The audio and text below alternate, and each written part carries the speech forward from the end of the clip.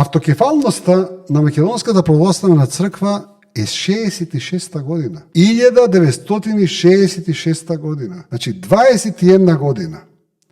После еден демократски мандат е 4 години, 5 по 4 20. Значи после 5 демократски, да речеме, мандати, не биле демократски, ама ги броиме, нели, денеска животот го спетаме на 4 години од демократскиот од година на година. Југославија решава дека треба да се даде автокефалност на Македонската православна црква. А знаете зашто? Затоа што целата диаспора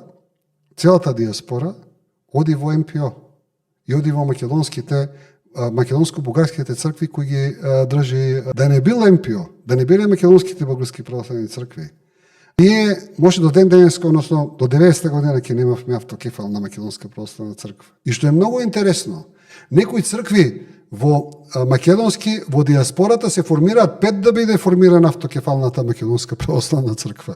Тоа е југословенската политика.